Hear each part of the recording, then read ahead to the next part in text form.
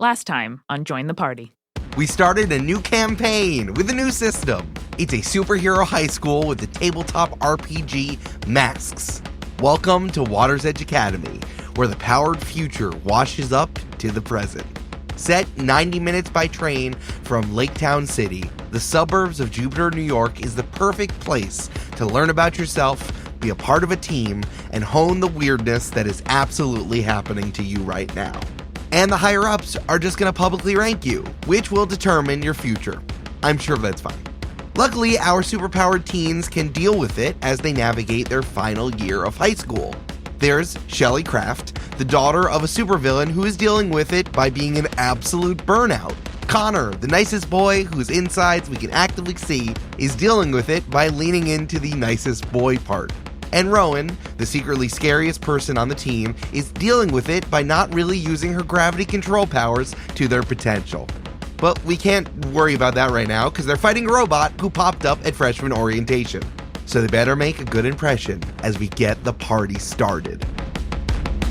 Hey, all you super friends! You want to get good together? You want to skip math together? You want to punch bad guys together? It's not that I haven't used my words, it's that nobody listens to me and I can shoot fire! 1, 2, 3, 4!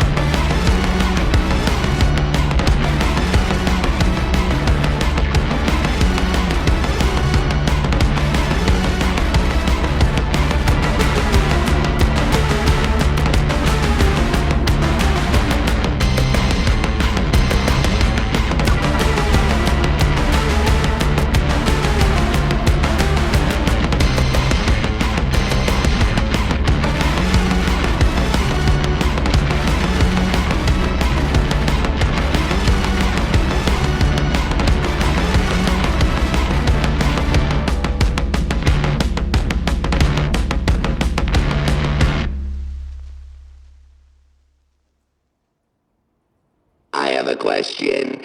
Are you able to handle this? Sitting on one of the seats next to a very nerdy-looking freshman who, with a rolling backpack, but next to him is also a suitcase that everyone assumed was his suitcase, and then out springs a robot. Like, traditional robot-y head with, like, the light eyes and the little, like, lights on top of its head. Steel body, just robotic legs, but the arms are bouncing on springs. Ooh, that's cool. This is a real lesson in seeing something and saying something. Don't assume the suitcases are your neighbors. Mm-hmm. If you have a really backpack, what else could you need a suitcase for? Like that's exactly. That's a lot. Yeah. That's an evil robot in disguise, baby. The robot is, whether it was programmed to have a idle animation or the fact that it is not very well put together and is leaking something from the welding cracks. It is like heaving a little bit, so you see its its arms bouncing on the springs with big meaty robot hands on the end of them. Hell yeah. Let's see if you can handle this. And the robot spins around, starts to tornado around as all of the freshmen get up, throwing their chairs in different directions, screaming because the robot's hands produce hoses at the end and spinning around, spraying black paint everywhere. Oh no, it's Splatoon. Why? Nobody panic. Let's all move very quickly, but a single file line down outside of the hallway. Connor's going to try to shuffle all the students out as fast as he can and sort of put himself between the students and the robot if he can. Even if you escape, you'll be stained by me, Art AI. The springs were on its legs, feet situation? No, just arms. Oh, weird. Just arms, regular, basic robot in every other capacity. Hey, folks, this is what happens when you start fighting a dangerous foe. Would you like to see the mechanics that go into that? Sure. I would like it. We're not rolling initiative at all, but there is a different thing that happens. So, At the start of every session, just in general, I'm going to put one team into the team pool. Team is a resource that you can draw on to give +1 to all of your rolls. Ooh. You assign them. If you're helping other people, you can assign +1 to team. So in the beginning of last episode, imagine I had started by putting one team into the team pool. So it's just like a point you can pull out and say, I'm going to use this team move now. Exactly. You do the team move. It's like, here's how I'm going to help and add +1 any roll. Cool. But there's a little thing that happens when you start fighting, when you enter a battle against a dangerous foe as a team. So would you say that you're doing that? All three of you were doing that, fighting a dangerous foe? Yes. Cool. Yeah, I'd say Art AI is definitely a dangerous foe. I'm going to add 2 more to the team there, and I'm going to ask you some questions. Definitely dangerous to copyrighted works. Am I right? If the leader has influence over every teammate, add another team. Hey, who's the leader of your group? Oh, I think it's Connor. I also think it's Connor. I am so flattered. I can't believe y'all would nominate me to this position, y'all. This is so sweet. I've never been the leader, and this is a terrible decision you've made. Wow, I can't believe Connor became a debutante the moment someone gave him authority. No, this is what happens to me. I trust Connor. I don't trust the chaos gremlin that is Brandon, but Connor's definitely the team leader. Does Connor think he's the leader, Brandon? I don't think he would ever put it in that word because he's too modest. But yes, I mean, I think he thinks he's the one that can rally people to the cause that needs to be rallied around. Yeah, this is his specialty. I think if an adult came over and was like, what's going on here? Kraft would look at Rowan and Rowan would look at Connor, and that makes Connor the leader. Absolutely. Yeah. If everyone has the same purpose in the fight, add another team. What would each of you like to do during this fight? Stop this robot from hurting people. Stop the robot, yeah. Yep, ideally without hurting any freshmen. Stop the robot. All right. +1 more there. I love the idea of me as a gremlin from the movie Gremlins, but instead of like a meh voice, I'm just a debutante. Mm-hmm. Yep. Does any team member mistrust the leader or anyone else? No. No, I don't think so. Cool. If your team is ill-prepared or off balance, remove a team. I would say this was a surprise. I am not prepared to fight someone during freshman orientation, no. Yes, I agree. Sick. All right, so I will subtract 1 team. So we're at 4 total. So there's the trigger of entering a battle against a dangerous foe, and then there are 4 bullet points which we have to go through in order to determine how much team pool we have. Yes. Cool. So I give you 1 at the beginning of play. All play. Yes. Then you get 2. Then you got an extra 1 because Connor has influence on everyone. Everyone has the same purpose. Okay. So 3 + 1 + 1 is 5, -1 is 4. Gotcha. Cool. Hell yes. Art AI is spraying everything in the auditorium with black paint right now. What do you do? I go, ew, gross. Ugh. Ew. Sticky. Rowan, can you, make it less or more gravity in here? Either one, honestly. Whatever you want to do. Yeah, I can do that, no problem. And Connor's also doing the thing where he's trying to shuffle the kids out and stand in between the robot and them if he can. Rowan is going to pop her collar to kind of protect her neck a little bit of her blazer, and jumps off the front of the stage, holding a hand out in front of her that you can see is just vibrating at first very subtly and then faster and faster, where the edges of her hand are almost blurred, and she is going to push forward almost like a force field to stop this paint from going everywhere and slowly advance on the robot. Hell yeah, Ooh. dude. That's cool. I think you just do that. That's sick as hell. Thank you. That's so cool. It's like spraying everywhere like in a car wash. Yeah. Like soap in a car wash. The opposite though, because it's dark paint. A car dirty. Ooh. My new business plan. I think Kraft is also going to try to circle around opposite of where Connor is escorting the rest of the freshmen out, and it's going to be like, AI suck. No, it doesn't. Really bad at just creating anything because you're stealing from other people. It's the future. I'm processing so many things at the same time you can't imagine. If you're the future, it's not looking very bright, is all I'm saying. Are you provoking or you're just being an I'm asshole? provoking, baby. Hell yeah. Okay, so let's learn about how some of these moves work. This is great. So when you provoke someone, which is one of the basic moves we have here, you need to tell me what Craft is trying to do. I think Kraft is trying to get this robot's attention away from the freshmen who are trying to escape and basically just focus their attention on Kraft. I love that. So let's roll plus superior to see if the robot takes the bait. Okay. What is your superior, Julia? My superior is +0. Oh, Fair for Craft. Fair. But I did roll a 7. Hey, Whoa. there Okay, you go. 7. On a 7 to 9, you choose one of the things on this list here instead of them totally taking the bait. They stumble, you can take +1 forward against them, so you get +1 against them in the future. They err, you take a critical opportunity, or they overreact and you gain influence over this robot. I think on a 10, I get to choose, but on a 7 to 9, you get to choose, Eric. Oh, I get to choose. Hell yeah. Okay. On a 7 to 9, I can choose one of these things from this list that they stumble, where you get +1 forward against them. So you get +1 going forward. They err, you get a critical opportunity, or they overreact, you gain influence over them. So, Julie, if you wanted to, you could use some of our team points to get you up to the 10, but this doesn't seem like a good use of those. I would have to use pretty much all of our pool, so I don't want to do that. Yeah.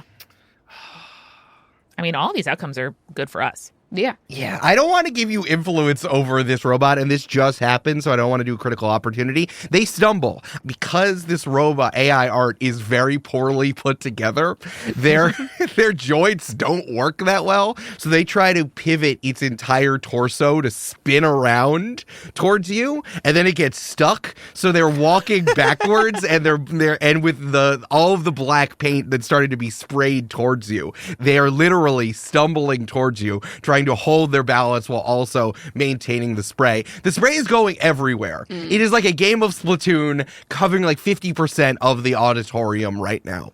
Even as it stumbles to you, AI art focuses its hands together and tries to spray Craft right in the face. And I have a custom move that I would like you to deal with. Okay. Well. I made up a move just because. is it called Splat? Brandon, that's a great question. You do have to name every single move, and I forgot to. It's called Splat. Yay! Yay! Good job, Brandon. Thanks. When the robot sprays paint at you, roll plus savior. And because this is your interaction with the robot, I'm going to say apply your +1 you just got. Okay. Your +1 forward. Oh, because does forward have to be the next move that you do? Forward has to be the next one, but I'm kind of forcing it, making you do Gotcha. it. Yeah. Got it. Well, I rolled a 6, but with my +1 forward and my +1 to savior, that's an 8. Wonderful. On a 7 to 9, choose one. So you can choose one of a list of 3 that I have here. Slip and fall embarrassingly and mark a condition. It gets in your face. Take -1 to your next move, no matter who it is, no matter when you do it. And you're more surprised than hurt, but your opposition gets an opportunity. Ooh. I'll take the -1 going forward. All right. So whatever you do next is a formal move. You get -1 to it because you got paint all up in your face. Fair enough. you get sprayed all the way over. I think the double doors leading out of the auditorium are behind you. So there is a craft-shaped hole that is like mural painted onto the doors. You got to like wipe the whole thing off of you very cartoonishly. It's very Mario Kart. Oh, yeah. Rowan is going to try to press an advantage here as AI art is all tied up with Craft. And Rowan, or I guess Gravitas, because they're in hero mode, is going to try to double down the force of gravity, not just to redirect the paint, but also to try to crush the robot toward the ground. Ooh, like an aluminum can. Exactly. So I'm trying to do like a bit of a singularity here and pull the robot closer and closer to the earth. No going back to whence I came. Diet Pepsi cans. There's a blue hue to the entire robot. That's actually really cool. I'm sorry. I love recycling. Eric, just real quick, should we have done my defend move at some point? No, because you're just doing it. That's not a move? I'm confused when it's a move and when it's not then. So a move is only when you want to figure out what happens next. And usually for defend, it's usually you really put yourself in harm's way. Okay. So for example, I didn't have Rowan deflect the spray anywhere. I didn't call for a move. That just fucking happens. So if the robot turned towards the kids and started firing, that would be a defend move then. And you're Yeah. explicitly getting in the way between them, then we would deal with it. Got and I think it. we'll see what Connor's doing right after this as I shift the spotlight. One of the 5,000 things I'm supposed to remember as I'm running masks. Yeah, that makes sense. Thank you. I think you're directly engaging a threat. You're going to roll plus danger. On a hit, you trade blows. So it's they hit you, you hit them. But if you fail, they get the upper hand on you. And depending on how well you roll, some other stuff might happen. So let's see what you do. Roll plus danger. And danger is you being a danger, right? I'm dangerous. I'm a threat. You being dangerous and willing to be the danger around others. Hell yeah. And because Gravitas is very dangerous, she's got a +2 to danger. Okay. Shit. Unfortunately, it's only a 2 on the dice, +2. I feel like it's not even worth using the team to get me up to 7. You'd have to That'd be get a almost 7, all yeah. my team. I mean, it might be worth it. What do you think? I mean, Might be worth it. Might be worth it. So there's a pro and a con to missing because Sure. obviously I'll be at a disadvantage if I miss, like Eric just described, but also I will get to mark potential, which is how we get more powerful in this game. True. That's True. fair, that's fair. It's up to Yeah. you. Every time you fail, you get potential, which leads to a level up, which I think is neato. I think that blowing almost all of our team pool on this is not worth it. Okay. All right, I'm going to mark potential. Woo! Woo! Our first failure. Congratulations. Bravo, Amanda. Bravo. Thank you. All right, well, unfortunately, I think, Eric, can I describe how this plays out? I would love to hear you do that as you try to turn the robot back to the Diet Pepsi can from whence it came. So I think that much like if you've ever tried to, I don't know, cover a hole in a pipe or there is something leaking and you're trying to stop the leak, the angle at which you approaches really matter if you get completely sprayed in the face with the stuff or if you are able to successfully cover that gap. And I think Gravitas misjudges the angle of approach here. And so it's almost like she's trying to force a sheet of plexiglass down to crush this robot, but I think she gets the angle wrong. And something about the momentum of how the ink is spraying out just sort of flips her shield back over it and maybe knocks her in the face. Absolutely. And I think that the ARR takes this opportunity to turn off one of the hoses in its spring hands, whip all the way around, and just slams you into the stage. Oh. And I want you to mark the condition of afraid. Oh, buddy. Bang. I can just make hard moves if you really beef it. I'm not even calling for a move. I'm inflicting a condition on you. You get afraid, which the next time you directly engage a threat, you have to take -2 unless you clear it some way. You know what I don't want to do again? Directly engage this threat. So that makes sense. This robot has winds all the way up and just lets that spring fly. Actually, it's not even the stage. I think it hits you all the way back to hit the back of the room. Yeah. Oh, yeah, no. Gravitas arcs through the air and then slides down and crumples at the back wall of the stage. Yeah. Does the wall sort of crush in on itself too a little bit? Oh, yeah. I think it would definitely crack the brick. Or is it reinforced because it is a superhero school? I think it's reinforced, but the bricks outside of the steel crumble on top of Gravitas. Damn. Connor, what are you doing? You're taking the air of the freshman. Yeah. So you're leading the freshmen out. I think that Kraft got sprayed in front of one doorway, but I think there must be a side doorway that you're letting them out, right? Right. Yeah. Okay. And where does that side doorway lead to? Ooh. Yeah, it's just got to be sort of the main atrium lobby, right? It's got to Yes. be, The PJ Law Body Not the atrium. PJ Law Body atrium. And they shined it up so nicely. All of that chrome got so chrome. so chrome. All that chrome got shined up so the freshmen would feel great. And the larger than you think it should be PJ Law Body plaque is gleaming in the afternoon light, and you're leading the freshmen through, and the AIR takes that opportunity to charge through that doorway, and You think that they're going to go for the freshman, but they blow past you and just start spraying black paint everywhere in the atrium. Go past you to just cake everything in dark black paint. What do you do? I say out loud, Harvey's gonna have to clean that up, you dick! If he has to clean it up, I'll just make it gross again. He does not have enough abrasive chemicals to take the stain out of me. I think what Connor would do in this instance is try to figure out what's happening, why this robot is doing this. So he's going to take a big stance, make himself look big, and say, why are you doing this? Why are you here? Is there anything we can negotiate here to make you maybe stop doing this so we can make everyone happy and maybe you stop inking things, It'll please? be easier if you let me be. And then signs its name AI art on the ceiling. Gross. If you want to provoke someone, I think you got to get a little bit more in its face. But if you would like to just assess the situation, you can do that too. Yeah, I think I want to assess the situation here. So Connor's going to sort of use his supernatural senses, which include vision, to sort of like take a up and down look of the situation, listen for things, try to smell things, try to get a better sense of where this robot came from, what's its goal, objective. Do you have a stance that you take? I want to offer that this does look like Connor is checking out the robot because he like scans it up and down, like top to toe and then back to the top. And he has to like move his eyebrows up and down while he does it. Wait, I never considered that Connor has eyebrows. Well, you don't see the eyebrows. The That's muscles, thing, yeah. You see the muscles for the eyebrows, like Yes. looking at Whoopi Goldberg.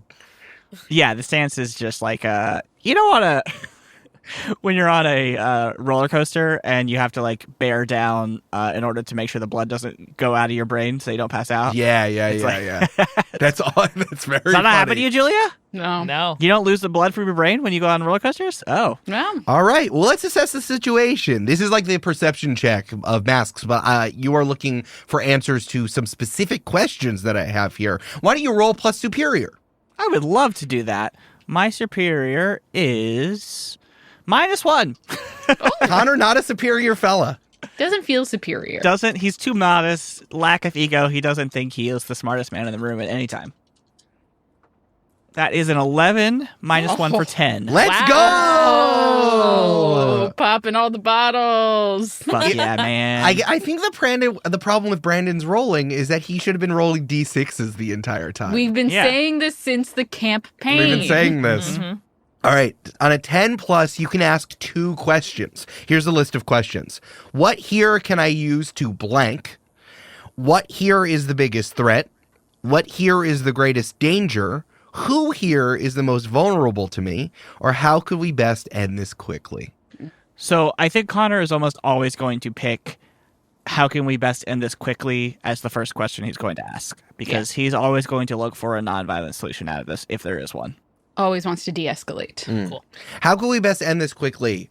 RAI blew past you in order to cover the atrium in paint, right? The robot does not seem to be interested with hurting people.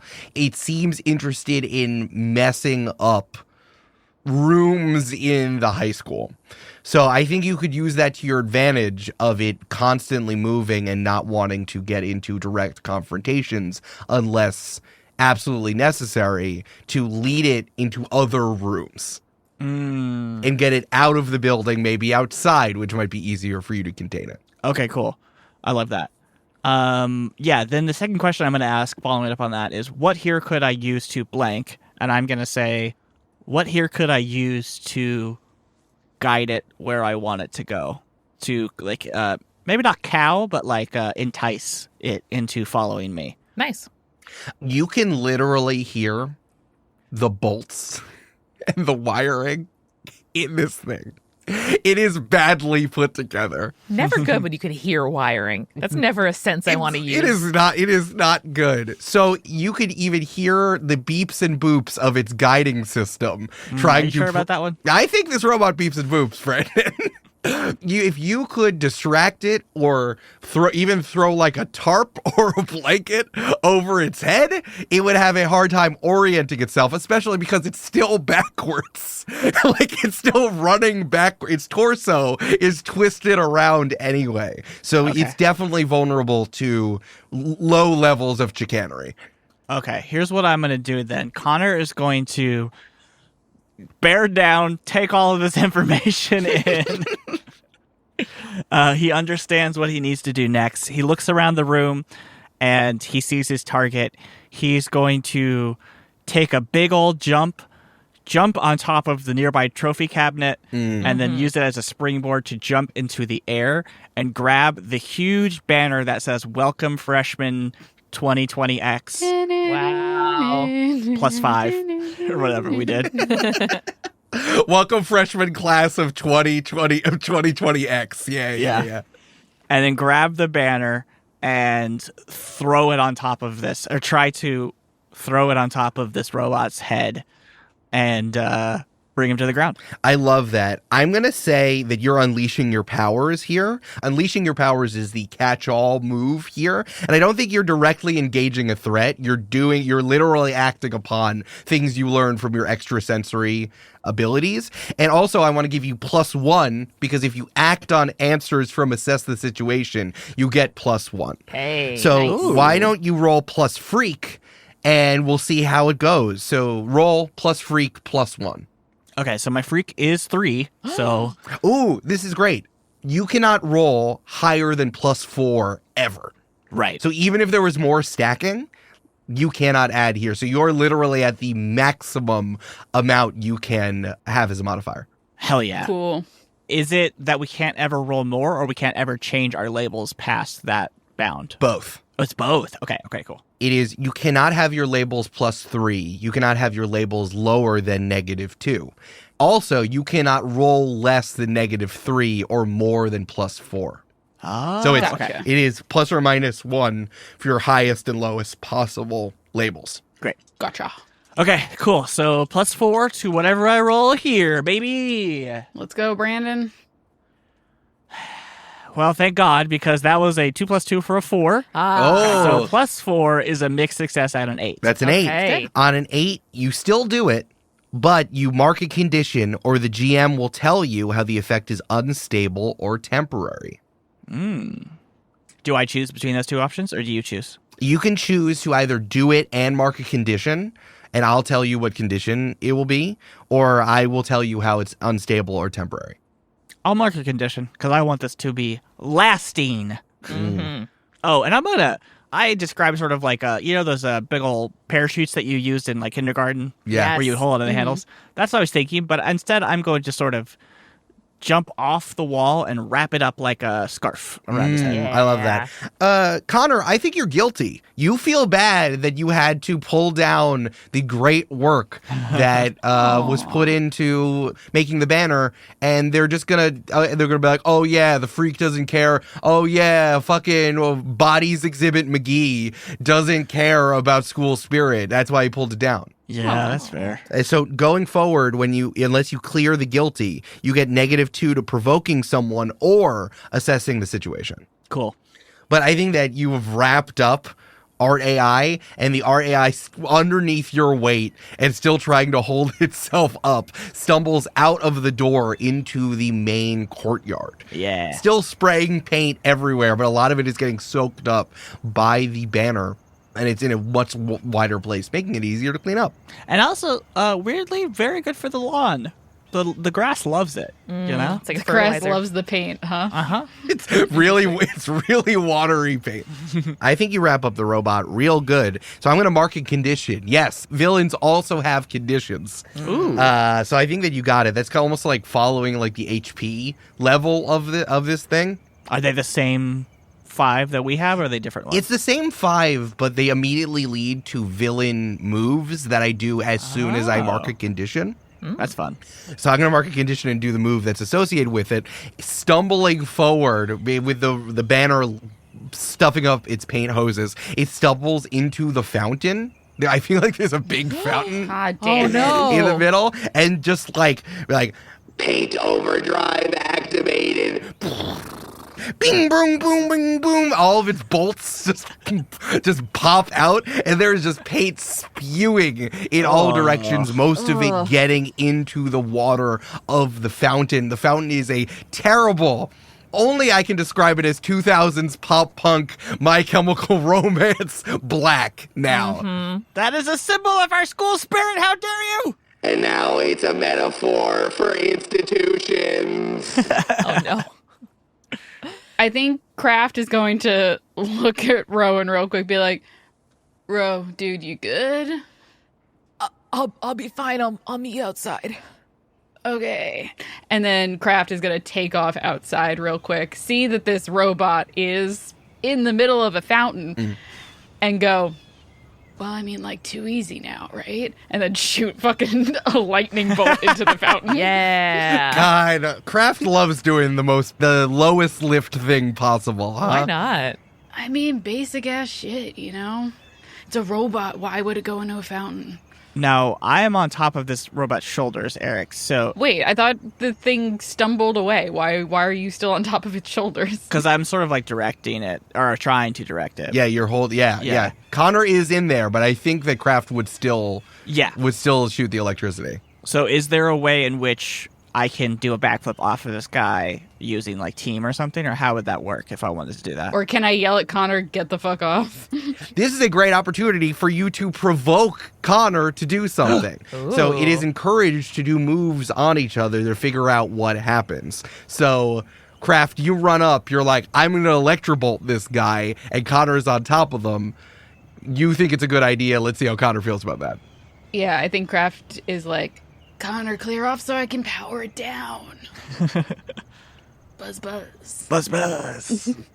So, once again, Kraft, let's roll plus superior. You got this. You're so superior. 9.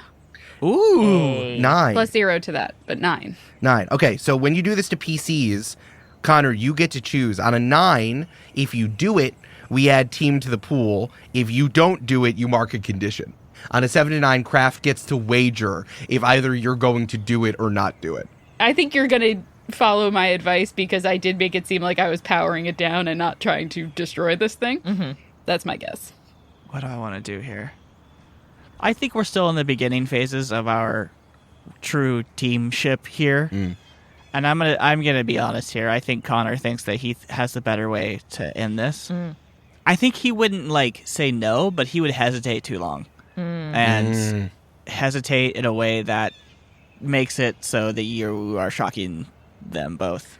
I like this. I'm now understanding how this move works because now nothing happens. But if Julia had wagered correctly, she could have held a condition over your head. Like, if she rolled a 10, she gets the stick and the carrot. But if you get a 7 to 9, you only get 1. And I like that a lot. So Connor's just like, fuck no. And now it's exactly the same. And there's tension. I like that.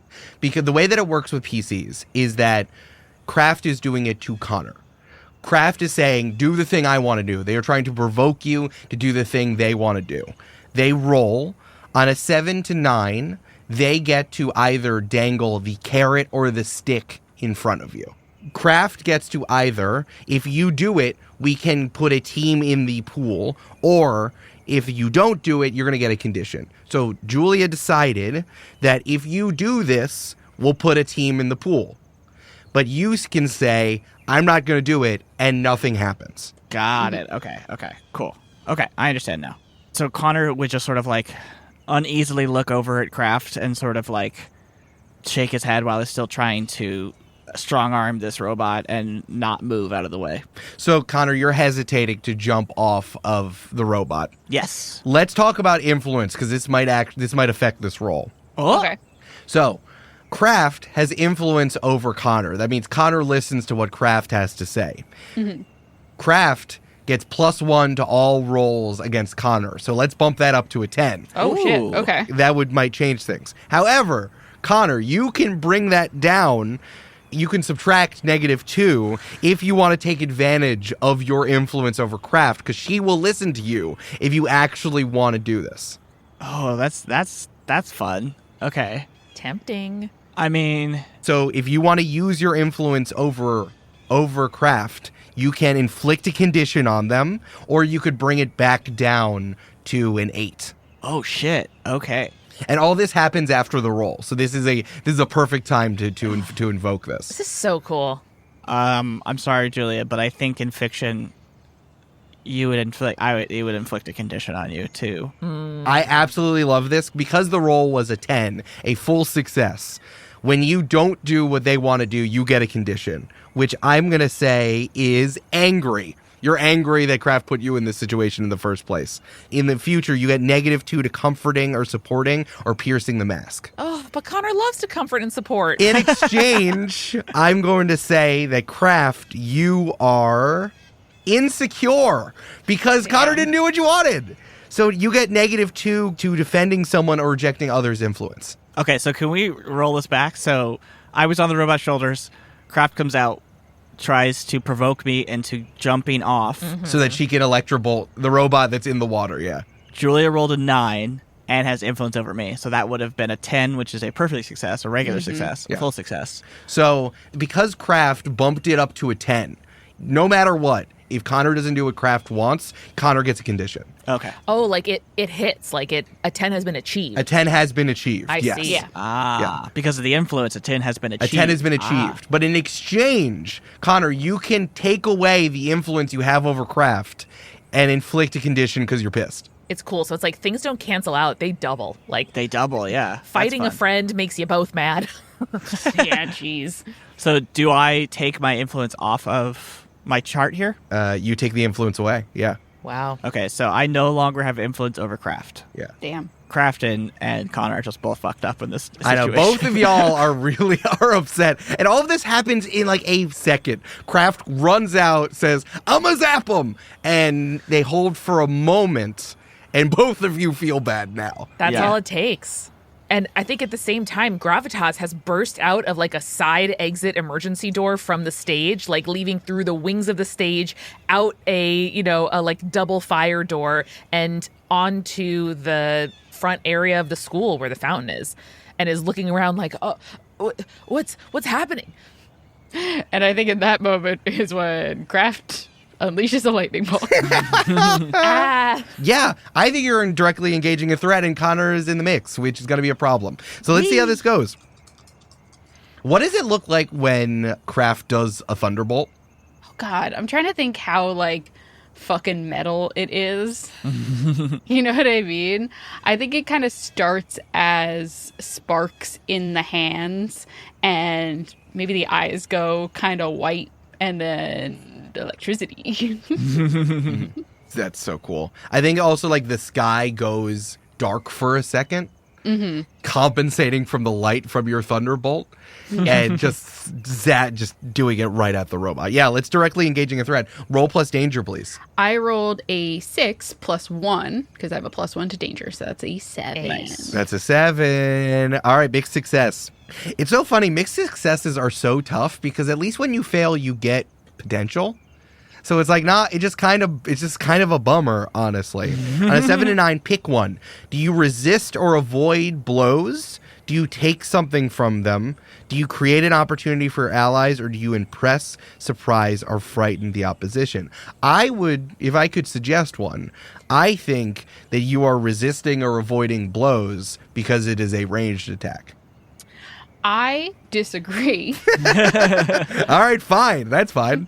I think I'm taking something from them in that it is the ability to spray more fucking paint. You short them, and you absolutely short them out. Yeah. That's my favorite thing about that is like in the book it was like take something from them. Could be like you take a weapon An from them, object. or it could Yeah. be metaphorical. You take their will to Live. fight or whatever. Hey, do you know why you took that ability from them?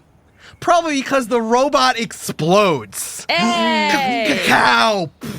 Just a frame of the explosion engulfing Connor. Oh no. And you just see a Connor shape, like just carved out of the drawing of the explosion. Is it like a really cool hot shape though, Eric? It's definitely, Triangle. yeah, it's really cool. I need both of y'all to take a powerful blow. Okay. Great. Kraft goes, Oops. No. Oh no, Kraft, you also get hit by the explosion because I'm sure I do. You're trading blows. So I think that the explosion starts with Connor, but then blows up even bigger, and just a bunch of shrapnel just flies out and gets Kraft in the face. Rowan is going to step forward to try and cushion her allies. So I would love to just make a sort of like vacuum around them. And we practice where there's enough air to breathe, but not enough to let stuff through, and try to kind of like buffet them from the shrapnel. So let's get that in a second. And if you want to spend team to help them, you can. Yeah. Is that after post-roll, though? Yeah, this has to be post-roll. So Connor and Kraft take a powerful blow. This is kind of in the reverse. You're trying to roll low, and you roll plus conditions. So how many conditions do both of you have? 1. 2. Okay, so you roll and then add your conditions. What does that mean, add my conditions? Add the number of conditions you have. Oh, so like literally I add +2? Yes, Yep, you yeah. add plus 2. Oh, okay. Instead of like, if plus mundane or plus danger or whatever. Got it. I rolled a 6, which I was very excited about, but that condition gets me into that 7. Okay, so that's 7. Let's hold that for a second. And what did you roll, Brett? What did you roll? Well, and I'm incapable of rolling poorly on this game, Eric, because I rolled a 8 + 2 for 10. Oh, So, man. And now Rowan has a choice. Rowan, you are running up to try to contain the shrapnel. You can use team to subtract 1 from either Connor's 10 or Kraft's 7, which would bring Connor's 10 down from very bad to bad, or Kraft's bad to good. It's not even a choice. Gravitas is going to focus both hands and all of her cushioning around Connor. dang. That's fair. That's what I would do. Yeah. I think he's like higher up. I'm picturing like both of you being kind of like blasted back by shrapnel. And I think Connor's like 40 feet up and Kraft is like 8 feet up. And Yeah. Gravitas is like, well, one of these folks is going to hit harder. I love this panel of the comic where it's like like the colors are reversed, where it's like you see just Connor as a shadow and Kraft as a shadow, and just yellow lightning everywhere.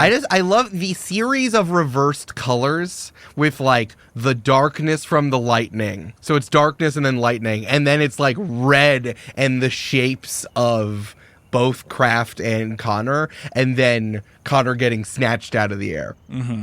Okay, so both of you rolled a 7 to 9. I need each of you to choose one. Lash out verbally, where you provoke a teammate to foolhardy action or take advantage of your influence to inflict a condition. We've already talked about what happens there. Kraft, you can do that. Connor, you can't. You give ground. Your opposition gets an opportunity. I don't know if that's possible. Are you? That's the one I'm picking then. Are you? No, you could. You could do that. You could do that if you wanted to. We'll see. And you struggle past the pain as you mark 2 more conditions. Oh, God. Jesus Christ. Gotta get the hot nurse on the case. We're gonna be conditioned the hell up, folks. I mean, I think Connor would struggle past the pain here. I love this so much that you are immediately going 4 conditions deep.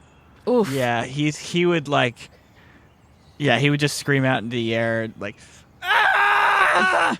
And then just sort of like roll into a ball on the ground. I love that. Brandon, which one do you not want to have marked? I'll let you choose that one. Fuck, man, it's 2 out of 3. I don't care at this point. All right, I'll choose. Which one do you have marked right now? I have angry and guilty.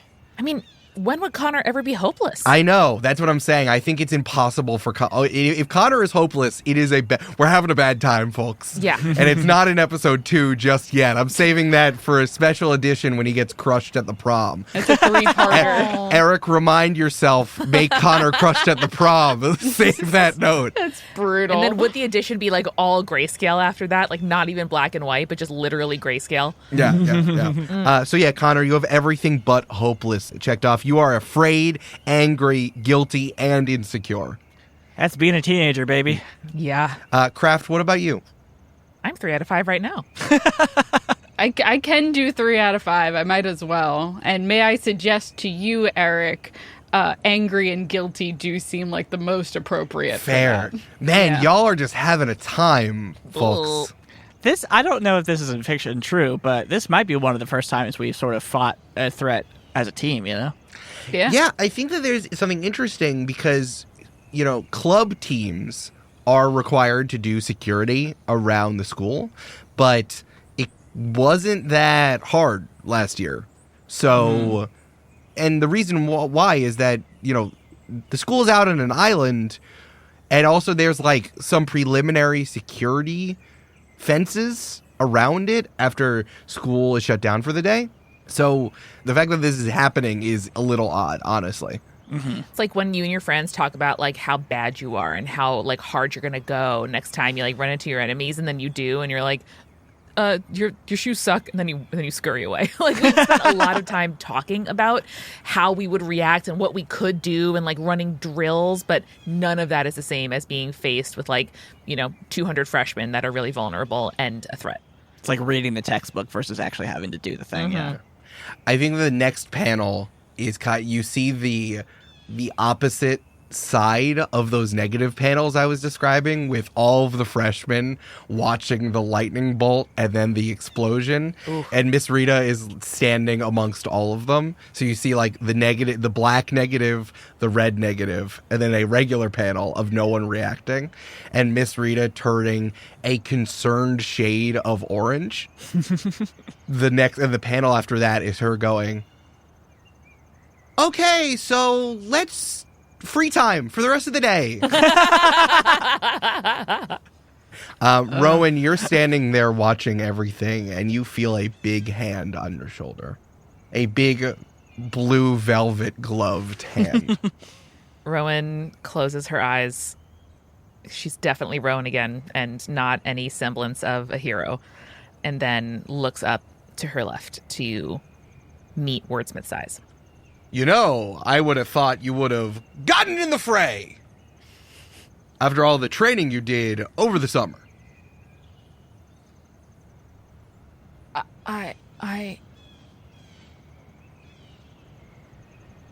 You're right. I messed up. I tried to contain it, but then it went wrong, and then I got knocked back, and then I was useless.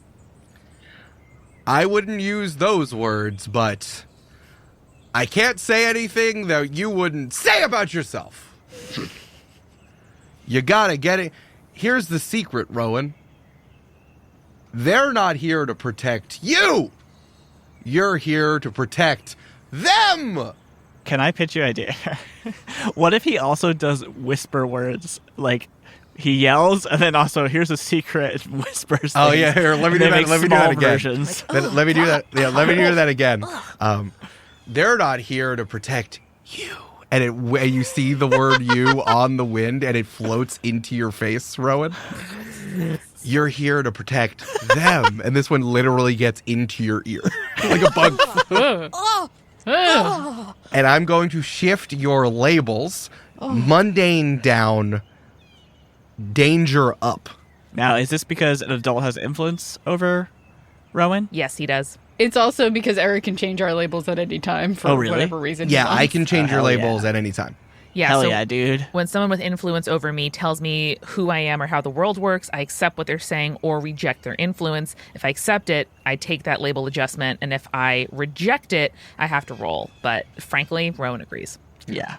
Your mundane is now at -2, and your is. danger is now at +3, the highest and lowest possible. Yeah. Oh no. Look, it's not that I disagree with you. You just know that stuff entering my brain via my ears is like my biggest fear. So if we could just keep this to a normal level going forward, that would be great. Rowan, you can't control everything. Sometimes it just happens at you. It's never going to be perfect. Love him. Yeah. You'll get him next time, kid. Whap. What was this thing? Why was it throwing paint everywhere? I think at the same time this is happening to Intercut, if that's okay. Yeah, please. Connor is standing up, and he looks over at Kraft, and he says, "What the fuck, Kraft?" And he punches the fountainhead and crushes the top of it. The paint also gets all over your hand, and we really see how big Connor's hands are. Yeah. And I in mechanics, I'm trying to Clear your angry condition. clear my anger condition Yeah. by hurting someone or breaking something important. Hey, Connor! Take a lap! Take a lap! Yeah, okay. Walk it off and pick up the mops! And then a bunch of mops actually fall out from the sky. Not these! The other ones! The real ones. What do you do with those after they just appear? Rowan starts just picking them up one by one. They're each about as tall. No, Rowan. He probably can just make them disappear, right? I can't start cleaning! Craft! You're already on probation. No. It's got to be a record. It's like the first day. How am I on probation? I just got here. In the way that when teenagers are complaining, Wordsmith just hard looks at you. You know the answer to this. Why are you asking? You know the answer. Kraft just shrugs like, what? Use your words. All right, I gotta go.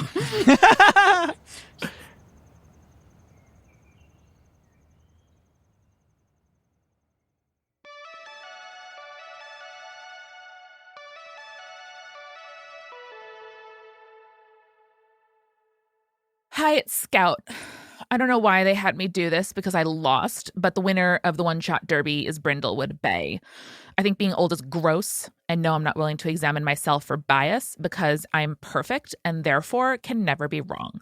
So I'm hearing from this little note in front of me that if you're a paid patron of Join the Party, direct audience funding, really? You can expect to hear the full one-shot of Brindlewood Bay coming soon on Patreon, and it'll even be GM'd by Brandon. Wait, that can't be right. He's just an editor. They can't read. No? Oh. Well, whatever. Brindlewood Bay. Whatever. Oh, guys, don't worry. It's me. I got Scout out of here. Hi, it's Amanda again. Don't worry. Thank you so much to everybody who voted. Brindlewood Bay was the decisive winner of the one-shot derby. We didn't even have to go to ranked choice because it got a 50% plus majority on the first round. It was great. So thank you to everybody who voted. Thank you to our newest paying patrons. I am so excited for you to hear the one-shot of Brindlewood Bay as soon as we can play it. We will let you know when it's dropping. And thank you especially to the new folks who have joined the Patreon this week. Carnes Left Braid, Sarah Edmonds, Charles D., the foodie scientist, an owl, and Bob Ogden is my fashion icon. Plus, welcome back to Lux and Valerie, who rejoined recently. Remember, folks, we are halfway to our goal of 50 new paying patrons. We have 25. We need 25 more. And once we get to 50 more, we are going to play another one-shot from one of the non-Brindlewood Bay episodes of the One-Shot Derby. I am so excited. I really want to do this. Help us out, y'all. Become a paying patron at patreon.com/jointhepartypod. If you like Join the Party, you are going to love the other shows that are part of the Multitude Podcast Collective. Big Game Hunger is a weekly comedy show where Jenna Stieber and friends craft the next big video game in every episode. They start with a randomly generated genre, concept, and vibe, and Jenna and a variety of her funny game-obsessed friends take these ideas far enough that they could perhaps pitch it to a shadowy board of rich investors. You are going to laugh, you are going to learn something about the games industry and game trends, and yearn for titles that will surely never make their release date. New episodes come out every Monday, so check out Big Game Hunger in your podcast app now. We are sponsored once more by Mage Hand Press, where their fabulous Valda's Spire of Secrets is now live on D&D Beyond in the form of the Valda's Spire of Secrets player pack. What that means is that Mage Hand Press have kind of distilled down their huge, ambitious Valda's Spire of Secrets, again, such a huge text for us in Campaign 3, boiled it down to the best handful of options for 5e in 2024, and brought those to D&D Beyond. So what does that mean? You never have to play a human fighter again. Yay! Whether you're playing a legally distinct Spider-Man rogue, there's no hyphen, that's the legal distinction, a living tree mandrake, or a murderous plushy Gepiton, Valda's Players Pack will make your next character an all-time favorite. You know how good the classes are, and this player pack includes 6 subclasses, 2 species, 12 spells, including chronomancy, by the way, new feats, magic items, and more. Like, here's just one more thing. You can play as a muscle wizard, okay? That's a barbarian that went to Wizarding University on a football scholarship and beats people up with spells. If you don't love Mage Hand Mike for that one, I don't know what to tell you.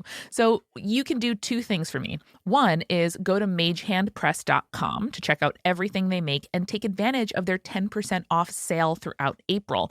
And then 2, at magehandpress.com, you can also check out the giveaways they're doing. They're giving away both 10 copies of Valda's and 10 codes to the player pack on D&D Beyond. So thank you so much, Mage Hand Press, for your support of the show. Congrats on the big launch and 5 years. Oh my gosh. And now let's get back to the show.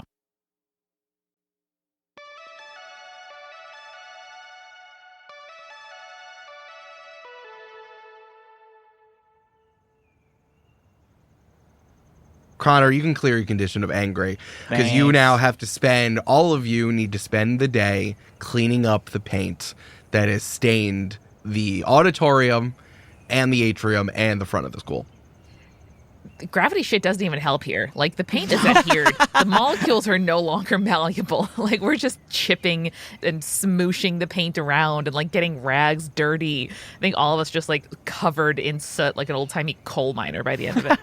Truly none of our powers are useful in No. this situation. Not a single one. In fact, Connor's enhanced senses are a detriment because it Yeah. smells so bad. Oh, buddy. Especially because in the fountain is just the bottom half of the robot, just the legs. Sparking. Yeah. Eric, what does the school do with like the body of the robot? Like, if a villain attacks and there's some like tech that like they want to study or like use, what do they do? Do they take the non-functioning robot somewhere to study or something? Can I make a pitch? Please. There is a bigger on the inside closet that all of the villain stuff gets stuffed into Yeah, until like someone's 100%. ready for it. 100%. I think that an astral Harvey Withers is just comes clomping up to you and like, another day, another body part. And of course, just like shimmering with astral energy, just picks it up and glides over to that closet.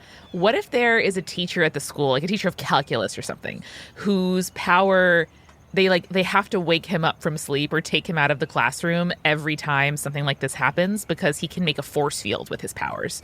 And so can just like embed the tech like inside an impenetrable bubble. And he's just like has chalk on his hands, like his tie slipped over his shoulder. He's like, what? Like again? And then just has to like pop the carcass of the robot into like a bubble. That's fine. Amanda, too responsible. I don't think the school does that. I think they just have a locked closet. They throw that into a crate, honestly. Well, unless you really want to do this, here's a move that is directly from the Masks Superhero High School set that I have right here. If you would like to do this, you can, but there is a cost. When you put an ear out for school gossip, name it and roll plus mundane. On a hit, the GM will share the juiciest rumor bouncing around the school or the most relevant rumor regarding a person or topic of your choice. That's fun. On a 10 plus, you may ask a follow-up question. On a miss, the rumors you hear are about you and they aren't good, and I will shift your labels immediately. That's Damn. really funny. Eric, I love that, but I am setting myself up for one of my Scion moves down the line. Sure, fair. So if you want to know the information about that, you can roll that. You can do this. But someone really needs to put themselves out there to do that. But I could give you more info. Right now, I can't tell you because you would not know unless you go looking for it or unless you try to keep your ear out about it. Got it. So for now, we just see it drift away with the astral Harvey. Yeah. Yeah, Astral Harvey just takes it away. Thanks, Harvey. Unless you want to, you can do it about that, or you can do it about why this happened in the first place. But you'd have to put yourself out there. Oh, yeah. I want the hot goss as to where this robot came from. You can figure out, why was this robot on campus? You can do that, and you can put an ear out for school gossip about that if you like. Cool. I want to do that. All right. What's my label addition? That is plus mundane. Ooh, I get +1 to mundane. Mundane is everything about just being a kid, being a human. I got a 7 + 1 for an 8. Ooh. All right, so you just get a regular hit. No follow-up questions. I'm just going to tell you. Cool. Do you remember last year, kind of around prom, when Joltin' Joe and Mover Hoover got into that big fight? How can we forget? They were dating. Joltin' Joe cheated on Mover Hoover, and they, two electric heroes having a fight, it's going to be a problem, and they shorted out the entire school right before prom. Yeah. Honestly, giving electric heroes bad names, but whatever. What are you gonna do? Different or electric? You got weather powers, and Jolton Joe has the inherent energy of baseball Americana fueling her. Just like hitting a home run so hard it explodes the lights in the stadium. And Mover Hoover is really is only kept alive by the hydroelectric dam in his heart. So it's all different electric powers. It's my favorite Mountain Goat song. The hydroelectric dam in my heart. That's pretty good. And so when they had that fight, they shorted out the electricity in the school, and the prom was not only under the sea, it was powered by backups. So over the summer, they've been slowly trying to put together the electricity back into the school. Kraft, you're at school all summer. You saw them trying to get an electrician to come to the school and put it all together. Yeah. Hard to do. So many buildings, so many rooms in the school. They got most of it up and running, except for the first line of defense that protects the school. That seems like that should be like the first thing they got up and running, but that's just me. Well, it hasn't started. School hasn't started yet, and they were going to and they have senior club teams do security. But because y'all were doing the panel, you couldn't do security. You got double booked, and there was a window of opportunity for this robot to get in there and turn itself into a suitcase. So really, it's not our fault. No, it's definitely not your fault. Who's in charge of the booking? It gets assigned. You all got an email. Oh, I'm just saying. Suspicious. Well, and if only you did better, then you could ask a I could've follow-up followed up. question. Oh, well. Yeah. Not possible. Not possible. So that's what happened. Wow. Wow.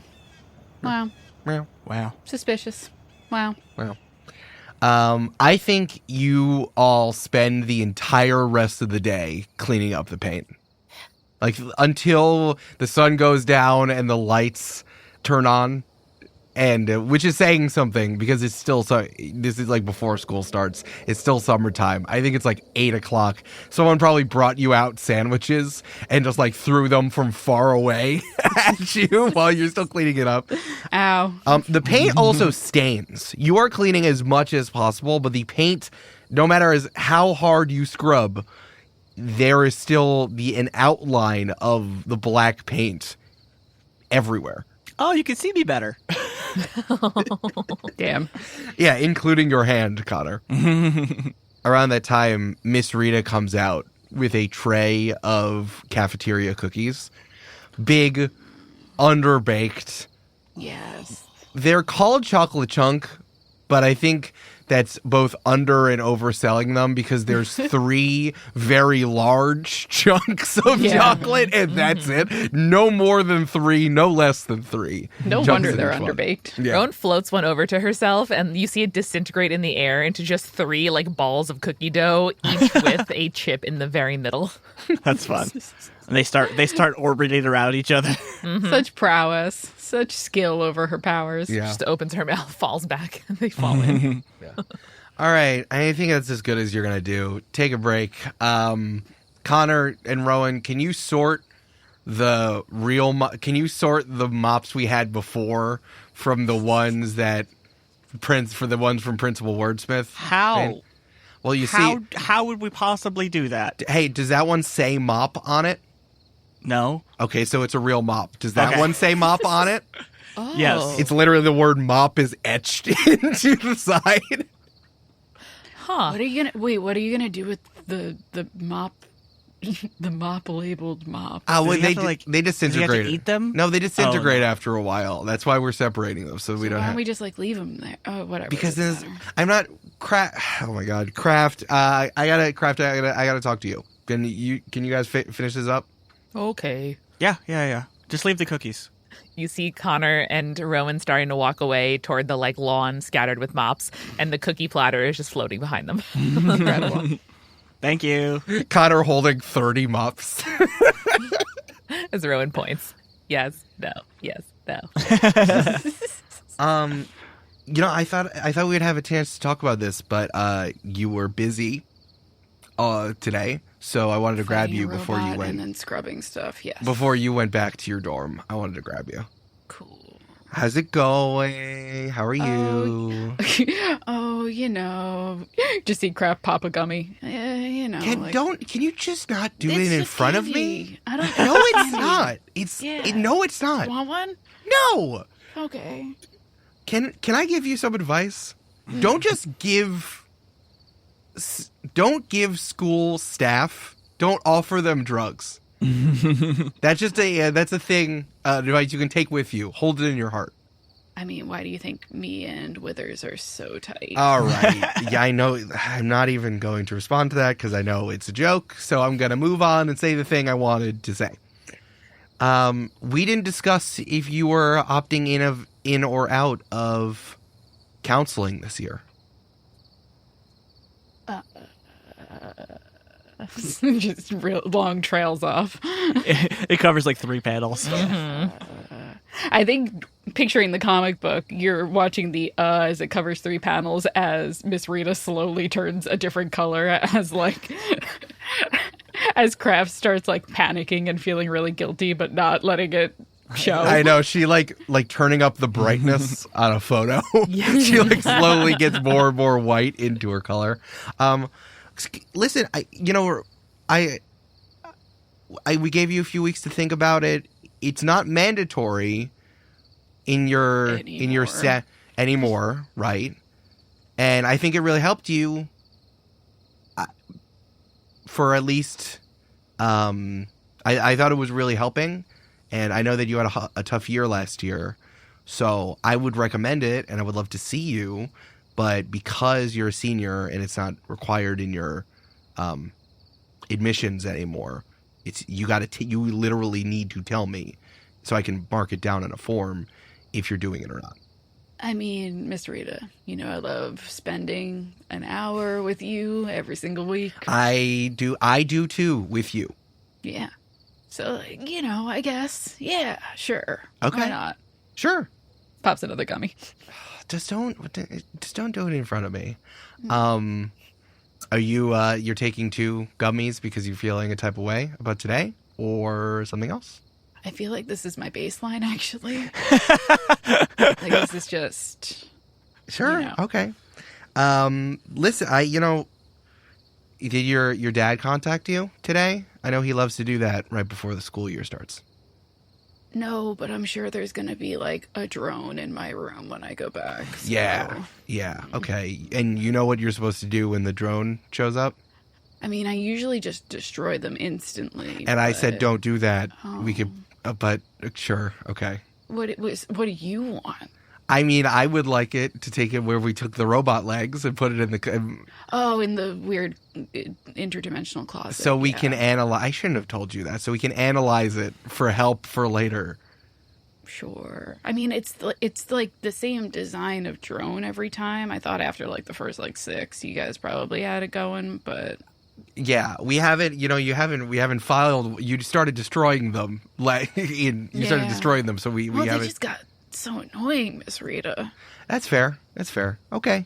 I emit this really high pitched tone that I know the adults can't hear, but I can hear. Yeah. Sure. I don't know if he even knows that it does that, or if he's doing it specifically to just annoy the crap out of me. But it's too old. Yeah. Hey, I have you looked at your phone today? Have you looked at the news? Shit, I have a phone. You left it in the dorm again. About that. I didn't want to. I guess. Oh no, you're gonna tell me bad news that I'm gonna see in a text message in 10 minutes when I figure out where I put that. Yeah, Dr. Prometheus snowed the cube, so he's out. Oh, it's gonna be so many drones now. That's why he was just making them out of cans he got at the commissary before, and now he's gonna have real shit. Yeah, he snowed the cube? Yeah, he snowed the cube. He did a bunch of cocaine. Ba-da-ba-ba-ba. Breaking news. Villain prison the Cube turned into a winter wonderland. And Dr. Prometheus is out and about on the streets. If someone comes up to you asking you how the weather is, we advise all of you to go to a hero as quickly as possible. That's his favorite line. It's so fucking stupid. Doesn't even make sense half the time. Incredible. Well, he'll be like indoors and ask what the weather's like. There's like a helicopter shot of the Cube, which a nefarious villain prison. In my head, I think it's on a corner. It just like spins constantly. Yeah. Google the Astor Place Cube in New York City. It's that, but like 400 feet tall. Yeah, it's massive. And it is just like covered in snow. There is one very large cloud hovering above it, just snowing perpetually on top of it. There's some like minor villains throwing snowballs at each other on top of the cube. Sledding, and then getting taken out by superheroes flying by. Crab's watching and goes, that one guy's my godfather. So just, keep your eyes out. Okay. I didn't mean I don't want you to associate me with bad news, but I felt like I had to tell you. Crab puts a hand on her shoulder and says, Miss Rita, never.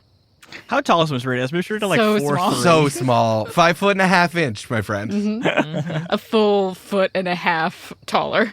Kraft is taken like when they're outside and they have to have a heart-to-heart to just like squatting in front of Miss Rita. Yeah. Yeah. And Kraft, can you do me a favor? Yeah. I think if this has been good for you, I think if you could ask Rowan if she wants to come by every once in a while, I think that might work out for her. Yeah. Because like Connor is like the most well-adjusted young man I've ever seen. He's fine. He did punch the fountain to death today after he was pissed. It happens, He's really Okay. transparent. Fuck. All right, folks, let's wrap it up. Podcast is over. Let's wrap it up. Crab reaches into her pocket and just like taps a little like blunt into her pocket, being like, "That's pretty good." Thank you. Thank you. But Rowan has never I know Rowan's usually busy doing stuff, and we're supposed to have check-ins with every senior, especially in the start of the year. Can you just remind her that she has to come? Yeah. Great. Thank you. Please do that. That would be really helpful for me. Yes.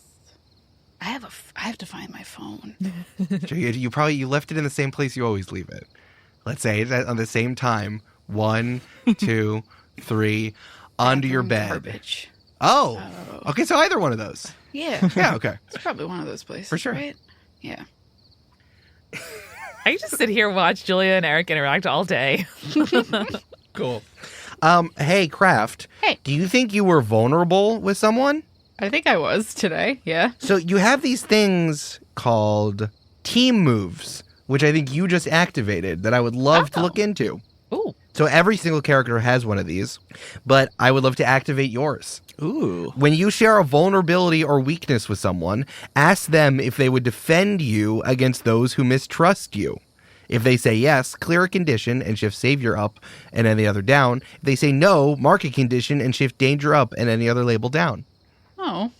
Am I asking Miss Rita that? You ask Miss Rita that. Miss Rita. In light of Dr. Prometheus being, Do you call him the doc? Oh, fuck yeah, I do. Yes. Yeah, dude. Miss Rita, in light of the doc being like out and about again, you know how people get about me. Mm. Are we good? You and me? Yeah, of course we are. Okay. And like if someone's talking shit about me to you, like then I would take the serum in the chemistry lab that makes me super strong, and I would slam them up against the locker. I told you. Yeah. All right, cool. And like my arms would get all big and hairy, and I'd be like, "Hey, stop talking about Kraft that way. Stop talking about Shelly Kraft that way. She's great."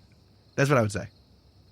That's very nice to say to me. And then I would have to go through, like weeks of physical therapy to like undo my big arms. But I do it because it would look cool, and I'd do it for you.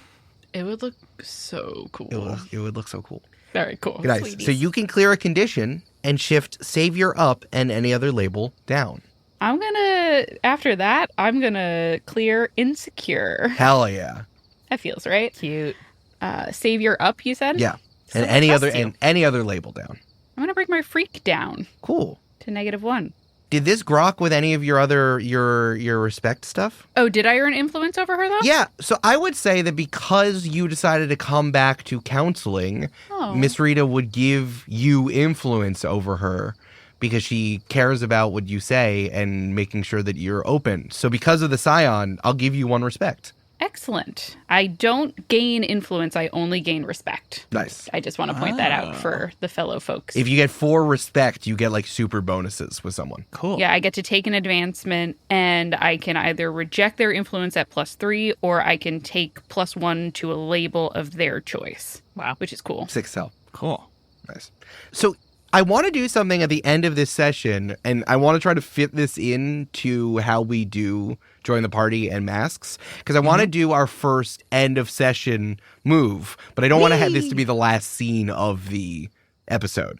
Okay? Okay. But I would Makes love to do this if we could give it a shot. Let's do it. Cool. Cool. So ordinarily at the end of every long game session of Masks, you're supposed to do this, but I want to like slot it in every once in a while when we feel like something has come together, when it feels like we found an end to this comic book, to this issue of the comic book. Love Gotcha. that. So at the end of every issue. At the end of every issue, yeah, whatever that is. Yeah. Not I like not that. even necessarily arc of whatever a comic book, whatever a episode to issue ratio Yeah, is, right? I love that. So maybe every 2 or 3 episodes, we'll see. So at the end of every session, this is the language from Masks, choose 1. You need to tell me if you grew closer to the team, if you grew into your image of yourself, or you grew away from the team. And then there's some game mechanics describing each one of those. I wonder which one we should pick. Is it everyone individually, or is it us as a team? Everyone individually. Everyone individually. Individually. Cool. Okay. I think it's pretty conclusive for Rowan. I think she grew into her image of herself, Which is not necessarily positive. which is not necessarily positive. Specifically, I think she feels like she did a bad job being a savior. I think I'm going to shift my savior down from 0 to -1 and my freak up from +2 to +3. Yeah. So what you do, if you grow into your image of yourself, explain how you see yourself and why, and then you shift 1 label up and 1 label down. Yeah. So she did a shit job of being a savior today and a great job of being a just like dangerous variable. That's a cool superhero name too, though. Dangerous Variable. Ooh. Ooh. Or like a stripper. Like a stripper who's also a PhD candidate in like mathematics, you know? Yeah, I love that. Damn, dude. If only we had content coming up where we made a lot of names of superheroes. See, isn't that a good idea? What an interesting reason to join patreon.com/jointhepartypod. Huh. Kraft, Connor, how do you feel about what happened today? Yeah. Not great. I Not don't think great, good. buddy. I don't think good. Yeah, I think for me, definitely grow away from the team. Explain why you feel detached. Connor obviously feels like he both fucked over a teammate and also Was fucked over. was fucked over by a teammate. Yeah. And yeah, just did not slot into the team very well in that moment. Cool. I feel like Shelley's situation is very similar in that regard. Yeah, I think he feels obviously detached because he feels guilty about it. So he, is sort of like avoiding eye contact with Kraft at the moment. Yeah, and Kraft feels detached because she's taken a lot of gummies. So for both of you, you can take influence away from someone on the team. Connor wielded his influence against Kraft, and I think that's already gone. So Brandon, Yes. so I don't think that Brandon does anything. but I think that Kraft should remove the influence that she has on Connor. Gotcha. I got influence on nobody now. Kraft just out here vibing. Hey, I got one more thing I would like to do. Okay. Is it a pizza party? It's kind of, if you think about the first day of school as a pizza party. I mean, I yeah. don't. You don't? No, No, you don't? not really. Only if they're actually throwing me a pizza party. Which has never happened to me. I don't know about y'all. I don't know about that. I would like to skip forward to the first day of school. We see Water's Edge Academy brimming with life. Every student pushing themselves to be their best self, starting with a fresh start. Obviously, nothing can ruin this blank page in front of us except for the stains that are still on the school that you tried to clean up as much as possible. I hope that's not a metaphor. We'll see what happens, huh? Hey. We wind our way through the school, friends seeing each other for the first time over the summer, new roommates bumping into each other, new cliques forming, cemented friendships breaking. You can see all of it in front of you as we wind our way through the school. Principal Wordsmith shouting welcome every minute or so it just kind of keeps reappearing over his head. And let's go to a new class for each of you because you're seniors, so you get to do your senior seminar. So we're winding through the school and we take a right at one of the larger lecture halls in the entire school because the entire senior class needs to fit in there. Of course, it's like no more than 100 of you. You know, I think that there becomes less and less students as y'all go on. Because some of them die in the line of battle. Some of them die, some of them retire, some of them get poached by industry. And as all of you start to file in, you see your teacher bouncing on the balls of his feet in front of a projector with the slide Senior Seminar: Villain Studies. Cool. And your teacher is literally bouncing. He is not just bouncing out of excitement. He is bouncing a full foot off the ground every time he bounces on the balls of his feet because there's only one teacher who teaches villain studies, and that is Dr. Mohinder Ram, formerly known as Moon Boot. Yes. He was a pro hero for a while until he went back to school to study the behaviors of villains, and he has a doctorate from Morrow University. As soon as he graduated, they picked him up at Water's Edge, because who's better to talk about this stuff than someone who's literally been studying villains and fighting villains for his entire life? Hell yeah, dude. Dr. Mohinder Ram is Indian, darker complexion, black hair. You know, he spends a lot of time on products and cream to have his black hair wavy and just hold while he is constantly bouncing. Yeah, you gotta. Button-down shirt, tie, slacks, and incredibly scuffed wingtip shoes, probably because he's bouncing all the time. And it's hard to stop. You know, anyone else would just wear a hat, but I like the commitment. That would have to be tied down, though, and that's never a chic look. Then a helmet. All right, everyone take your seats. We got a lot to cover. First class. All right, first class. Here we go. I am Dr. Mohinder Ram. You can call me Dr. Mo. You can call me Mo. You can call me Dr. Ram. But I will revoke any of those if you're doing bad in my class, and I'll make you call me Honorable Dr. Mohinder Ram, and you're going to have to write it on all of your papers. HDMR. No, full thing. You cannot skip out. You will lose points if you are in a bad spot from there. I just want to quickly note that Connor is settling in, obviously, to his chair, into his seminar chair. But in this school, because there's so many people of different sizes, two of the desks sort of like combine into one where he can sit down on it comfortably. Oh, you can like slide them together. Yeah. Nice. God, a modular lecture hall. Mm-hmm. I love that. There's also definitely a full, like, Costco-sized box of Twinkies already waiting on Connor's desk. Oh. Just saying. Where are they from? Who can say? Who can say? Wow. Who can say? Does it have a note on it? No.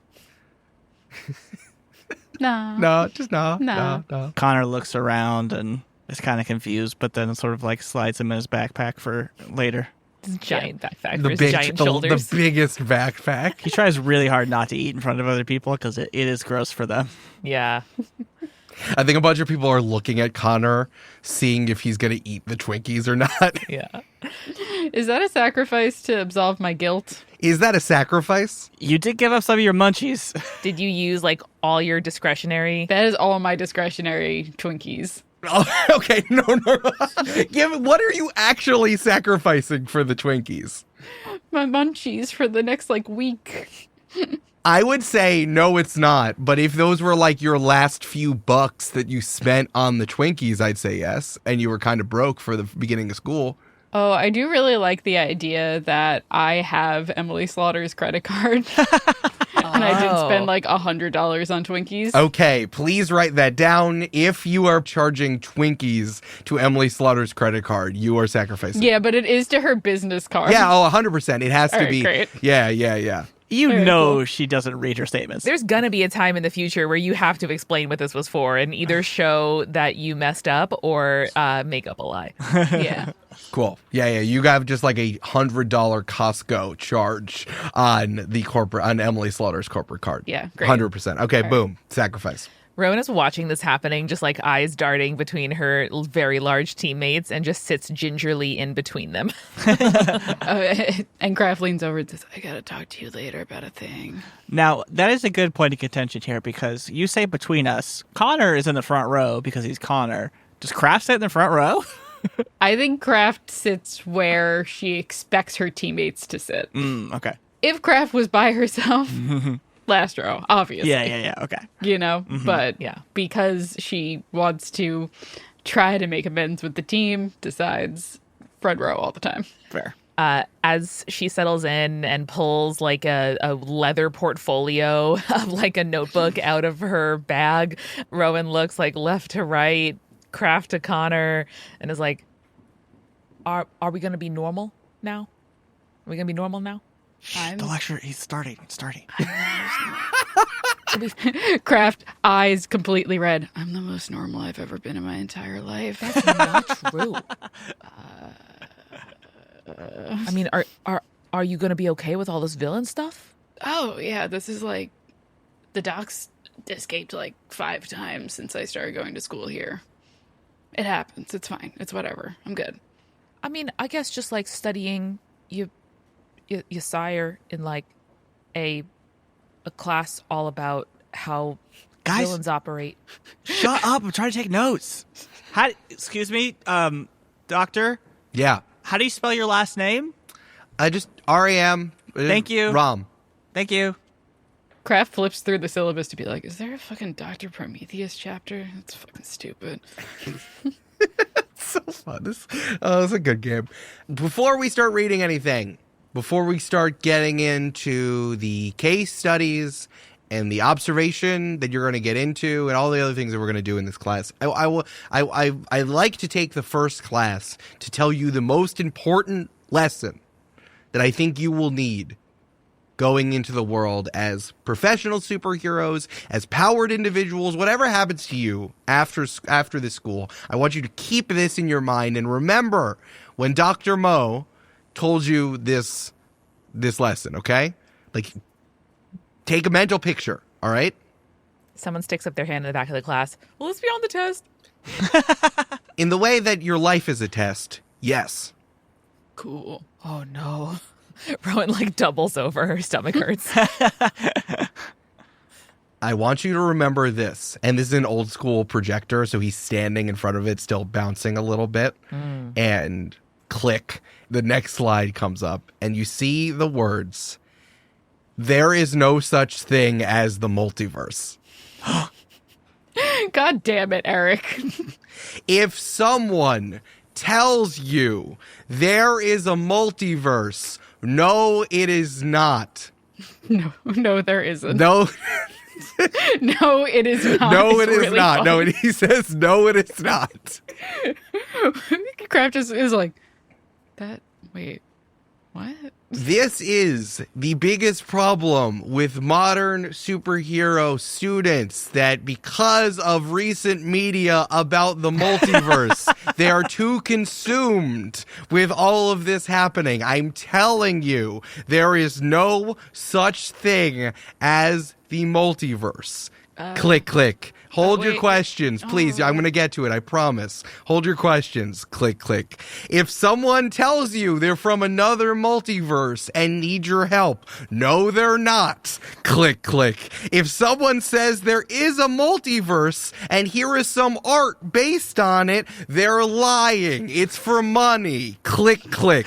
If someone says we can harvest resources from other dimensions and we should do that, they're lying to you. There are no other dimensions. Click, click. Here are some examples you might run into.